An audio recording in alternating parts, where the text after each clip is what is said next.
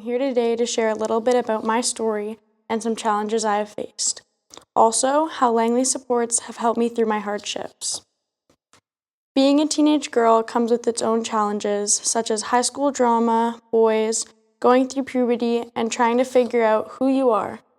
These things can definitely be difficult to navigate as a teenager. I'm currently 16 years old and not living at home due to my mother struggling with addiction. With the past school year was difficult, leaving home and trying to get through high school while dealing with a neglect at home and having a parent that couldn't be there for me emotionally or physically.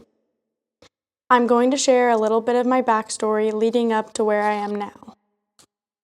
I was raised by a single mom who had me at 17.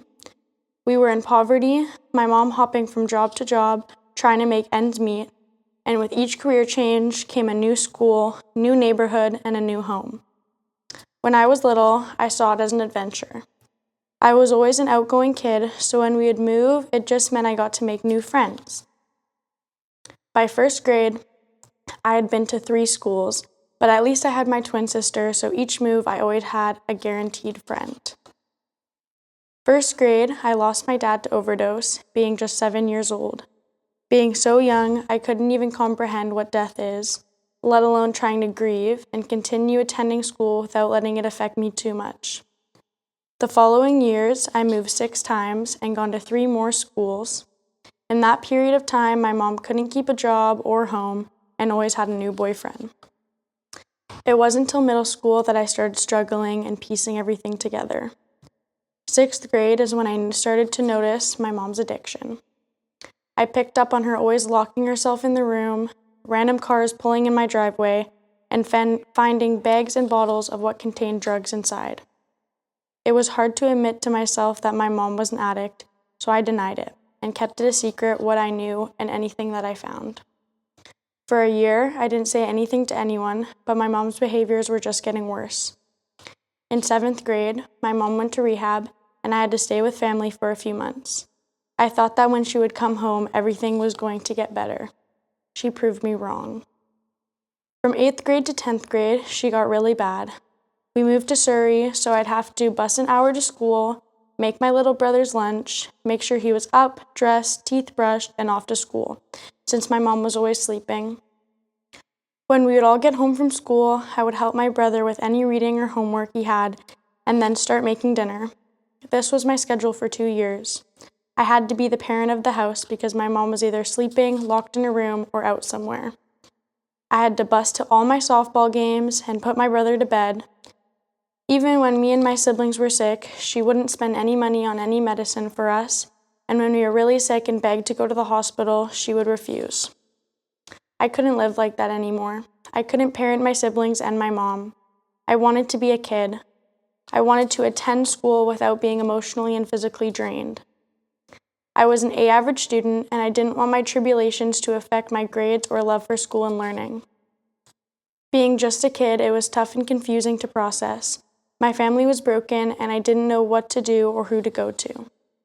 I felt alone, and I thought that I had to deal with my suffering by myself. With no father figure and my mom struggling with addiction, I felt that I had to step up and be strong and set an example for my siblings, but that wasn't my role to take on. I was left feeling helpless. What could I do to help myself and my family, without a parent to guide me and help me set up a successful future, or be there for me through my adolescence and teenage years? How was I supposed to set up my life all alone? So I reached out to my school staff. At school, I felt loved and cared for, so I knew it was a safe space to open up. At first, it was scary and embarrassing to be vulnerable on what was going on and how I was struggling, but it was the best thing I could have done. The teachers and youth care workers validated me and let me know everything was going to be okay. They helped me stay focused on school and encouraged me to reach out and supplied me with resources to get me and my family the help we needed. With reaching out to a variety of resources, it helped my family to get counseling, food, clothes, and a safe space to be honest about our poverty without feeling less than.